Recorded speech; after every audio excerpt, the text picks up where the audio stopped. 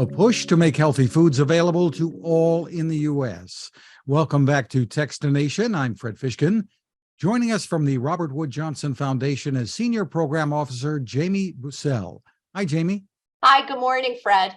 Good morning. Well, this is National Nutrition Month, and you are involved in an effort to better the lives of 25 million Americans facing food insecurity. Give us the overview here. Sure. So as you said, March is National Nutrition Month. It's a great time to really lift up how essential affordable access to healthy food is to leading a healthy life and decreasing risk of disease. And as you alluded to today, unfortunately, more than 25 million people in America do not have enough nutritious food to eat on a regular basis. And when kids and families cannot access or afford food, we know they're at higher risk of a range of adverse health conditions, mental and physical, including heart disease, diabetes, obesity. And these severe consequences for children's health and well-being can really last throughout a lifetime. So just can't underestimate how important affordable access to healthy food is to ensure the health and well-being of all people who live in this country. So there are a couple of issues, I suppose, that we can get into. One, people across all economic boundaries may not be making the best choices when it comes to nutrition, but then there are the economic issues that certainly come into play, right?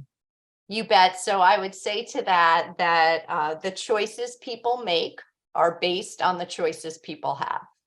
And it's really important that we understand how profound community conditions, economic conditions are, systems, environments are in shaping people's ability to make good choices. So just a profound impact on, again, people's ability to eat well and afford nutritious foods. And we know that so many people in this country are faced with food insecurity, perhaps now more than ever with some of the significant changes that have happened as a consequence of certain policies that were deployed during COVID to actually shore up people's ability to not go hungry. A lot of those provisions have expired. So there are so many Americans out there now, again, faced with not having enough nutritious food to eat. And I suppose inflation comes into play too. When you walk into the supermarket, I guess some of the prices hit all of us. You bet. We're seeing, unprecedented prices of food. And so again, it's sort of like this perfect storm that's happening with inflation, coupled with the fact that, a number of the important policies at the outset of the pandemic to really ensure that people had enough to eat at a time when, millions were losing jobs and losing income. A lot of those have expired. So let's talk about some of the changes proposed to, I think, nutrition standards for school lunches. Tell me about that. Sure. So more than 30 million students participate in our school meals program every day. And for many of those kids, these meals are their most consistent source of healthy foods. The USDA has proposed nutrition standards that could make school meals even healthier. And so just to give you a sense of what's included under some of those new proposed guidelines are limiting the amount of added sugar. And that's actually for the first time ever that a recommendation like that is being pursued. In addition, reducing sodium and encouraging more whole grains. So these standards have not been updated since 2012, and they're really excited, and we're certainly behind the new nutrition standards that are being proposed by USDA. What are some other programs or proposals being debated at maybe state and federal levels that could help here?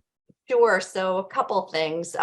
There was what was referred to as the Extra Supplemental Nutrition Assistance Program benefits. So that's the SNAP program. A lot of folks know about that as for our food stamp program. And these emergency allotments were deployed during COVID, which essentially provided additional resources for folks to purchase food. That provision ended just actually a week ago, the end of February, in more than 30 states. And that actually over 35 million people with lower incomes. And so it's been a pretty significant decline there. We're really calling for reinstating of the higher SNAP benefits. Again, people can't afford to feed their families on what equates to $6 a day. And so higher SNAP benefits not only will help people eat better, but they cut poverty and they also generate economic activity. So higher SNAP benefits. And in addition, the child tax credit was yet something else that was deployed during COVID and actually expanded, which essentially made it easier for families to afford to buy food. And so the child tax credit, we believe, should be expanded permanently. And again, families used those additional resources to put food on the table and to pay bills and ensure that their kids had a safe place to live. So those additional financial resources were absolutely used for the necessities of families. To me, some of these actions have to take place at the state level, and you're also talking about actions and I'm certainly talking about focus at the federal level. So these should happen at the federal level. And again, that's not to say, we've seen states take it upon themselves, for instance, with universal school meals, the states of Colorado, California, and Maine have actually committed to universal school meals across the state. But again, we believe that, in addition to the Herculean efforts that are being put forward at the local level and state level, that we need federal intervention and support as well. Tell me about the work that you're doing with the foundation. Sure. So at the Robert Wood Johnson Foundation, we are the largest health philanthropy in the nation, committed to building a culture of health in America. And for us, that really means ensuring that everyone, no matter who you are, where you live, how much money you make, color of your skin, everybody has a fair and just opportunity to live the best, healthiest life possible. And I would say the foundation is really committed to promulgating more equitable policies, more investment in prevention, and mitigating the barriers that we know exist. Barriers like structural barriers like racism that impact people's ability to live their best, healthiest life possible. So again, we focus on expanding, supporting, promoting equitable policies, and generally more investment in prevention. In addition to the race issues, I'm sure there are issues involving gender, women, and older adults too, who may be struggling more.